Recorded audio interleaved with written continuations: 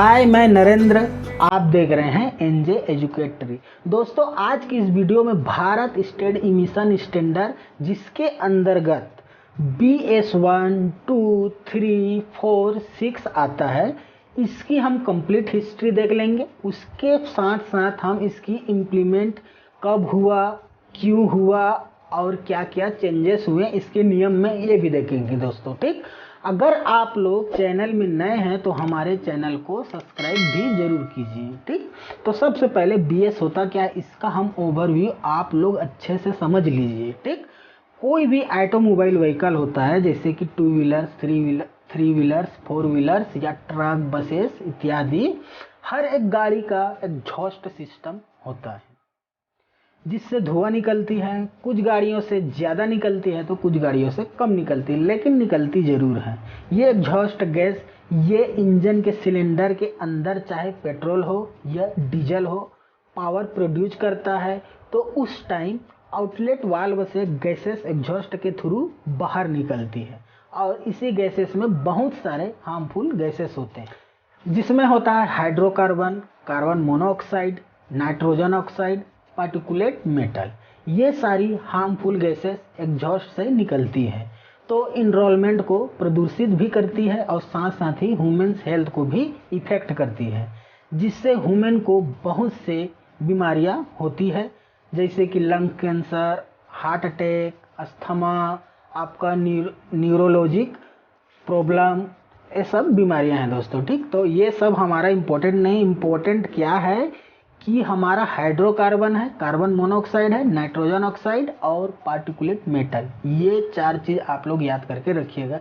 अगर NCL में पूछे तो आप लोग चारों को याद रखिएगा तो आसानी होगी। ठीक, इंडिया में ministry of environment, forest and climate change, इनके अंदर में सेंट्रल पॉल्यूशन कंट्रोल बोर्ड आता है, और यही सेंट्रल पॉल्यूशन कंट्रोल बोर्ड ही BS जो भारत स्टेज है, इन्हें इम्प्लीमेंट करता है, डिसाइड करता है कब इंडिया में आएगा और क्या क्या चेंजेस होगी। दोस्तों, जो BS आई थी उससे पहले इंडिया में मास इमिशन नॉर्म्स जो 1991 में पेट्रोल इंजन के लिए आई थी, और मास इमिशन नॉर्म्स 1992 को डीजल इंजन के लिए आया। पिछले बार NCL में 1992 डीजल इंजन का पूछा था कि कब आया था, तो 1992 में आया था, तो आप ये दोनों को भी देख लीजिएगा। ठीक, और इसके साथ 1995 में 4 सिटी, दिल्ली, मुंबई, कोलकाता, चेन्नई में जितनी भी पेट्रोल की गाड़ियां थी, वहां पे कैटालिटिक कन्वर्टर को लगाना जरूरी कर दिया। तो बात करते हैं हम कैटालिटिक कन्वर्टर की कि ये होता क्या है। तो आसान भाषा में आप समझिए कि गैसेस को कन्वर्ट करना, जैसे कि हाइड्रोकार्बन को वाटर वेपर H2O में कन्वर्ट करना, कार्बन मोनोऑक्साइड को कार्बन डाइऑक्साइड में कन्वर्ट करना। तो यही है इसका मेन फंक्शन कि कैटालिटिक कन्वर्टर कन्वर्ट करता है गैस को। ठीक, ये हो गई दोस्तों थोड़ी मोड़ी हिस्ट्री। अब आते हैं हम भारत स्टेज में। दोस्तों, भारत स्टेज की शुरुआत सन 2000 में हुई थी, और इसका आइडिया या तकनीक कहाँ से ली, तो ये भी देख लीजिए। यूरोप में व्हीकल स्टैंडर्ड नॉर्म है, जिसे यूरो नॉर्म कहते हैं। इसी नॉर्म्स को इंडिया में एडॉप्ट किया गया। बेसिकली इंडिया में BS1, 2, 3 होता है, उसी तरह यूरोप में भी यूरो 1, 2, 3 होता है। ठीक, अब हम देखते हैं BS के बारे में। ठीक दोस्तों, BS उसका रिफरेंस BS 2000 का रिफरेंस यूरो 1 है दोस्तों, जो कि 2000 में आया और ये पूरे देश में लागू किया गया 2000 में। BS2 जो है यूरो 2 का रेफरेंस है, ये 2001 में आया।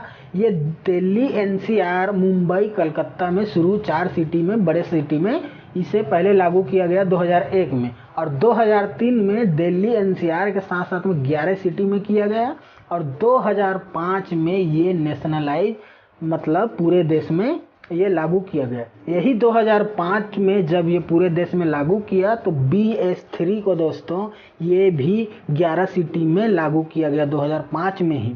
तो BS3 रेफरेंस है यूरो 3 का, जो 2005 में इसे लाया गया, और ये दिल्ली एनसीआर के साथ में 11 सिटी में इसे लागू किया गया दोस्तों, ठीक।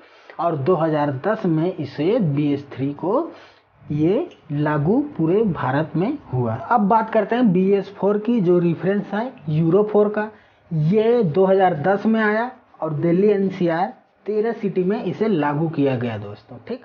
और 2005 में ये 29 सिटी में लागू हुआ और 2017 में ये नेशनलाइज पूरे देश में लागू किया गया दोस्तों। BS5 यूरो 5 रेफरेंस है, ये इसको स्किप कर दिया गया दोस्तों, मतलब इसे हटा दिया गया, ठीक। और इसके जगह 2020 में क्या लाया गया, BS6 जो रेफरेंस है यूरो 6 का, ये 2020 में पूरे देश में लागू हुआ दोस्तों। इसके अंदर से कोई भी क्वेश्चन आपको पूछे तो आप लोग डेफिनेटली जवाब दे पाओगे, ठीक ना।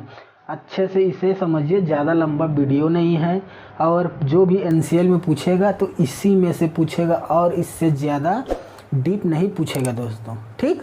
अगर वीडियो अच्छा लगा हो दोस्तों तो लाइक, सब्सक्राइब, शेयर जरूर करिएगा दोस्तों, ठीक ना।